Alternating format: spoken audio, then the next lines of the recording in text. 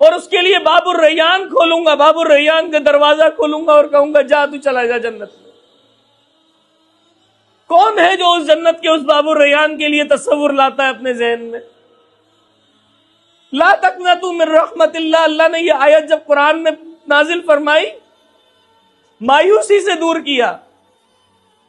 ہماری کوشش یہ ہوتی ہے کہ ہم دنیاوی امور پر، ہمارے ہاتھ میں 6 انچ کا شیطان موجود ہے جو ہماری تمام تر عبادات کھا جاتا ہے پورے دن کے اندر۔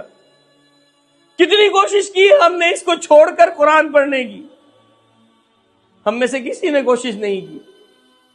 ہم اپنا دوست جس دن رب کو بنا لیں گے نا، ہاتھ اٹھا کر اس کے پاس بیٹھ جائے، رات کی تنہائی کو اپنے لیے بہترین ذریعہ بنا لیں اور اس کے ساتھ باتیں کریں، جس طرح عام دوستوں کے ساتھ باتیں کرتے ہیں اس سے باتیں کریں۔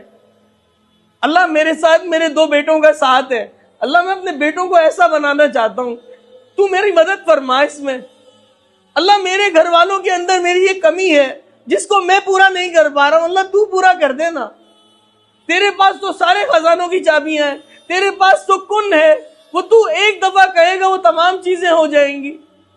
اللہ تو میرے گھر والوں کے اندر وہ تربیت پیدا فرما دے، میرے اندر وہ تربیت کرنے والے حسن اخلاق پیدا فرما دے کہ میرے گھر والوں کے اندر وہ دین آ جائے گا جو دین رسول اللہ صلی اللہ علیہ وسلم اپنی ازواج مطہرات میں صحابہ کرام میں چھوڑ کر گئے تھے۔ کتنے لوگ ہیں ہم میں سے جو ہم میں سے کوشش کرتے ہی ہیں؟ آج سے اپنا دوست رب کو بنائیں، بیٹھیں اس کے ساتھ آدھا گھنٹہ بیٹھیں اور صرف یہ سوچیں کہ میرا رب میری ہر بات سن رہا ہے، میرا رب مجھ سے باتیں کر رہا ہے، وہ مسکرا رہا ہے میری تکلیفیں سن کے کہ میں اس کی تکلیف، یہ جتنی تکلیفیں بیان کر رہا ہے میں اس کی تمام تکلیفیں اس کو جنت دے کے دور کر دوں گا۔ یہ ساری تکلیفیں اپنی بھول جائے گا جب میرے پاس آئے گا، کیونکہ آج یہ مجھ سے بات کرنے آ گیا۔ میں تو متلاشی تھا، میں تو تلاش میں تھا اس کی۔ میں رات کو پہلے آسمان پر آ کر اس کو ندا لگاتا تھا کہ کوئی ہے جو مجھ سے مغفرت مانگ لے، کوئی ہے جو مجھ سے جنت مانگ لے، کوئی ہے جو مجھ سے جہنم سے پناہ مانگ لے۔ ہم میں سے تو کسی نے کچھ نہیں مانگا رات کو اٹھ کر۔ یہ چند نصیحتیں ہیں جو دل کا ایک درد تھا وہ آپ کے سامنے بیان کیا ہے۔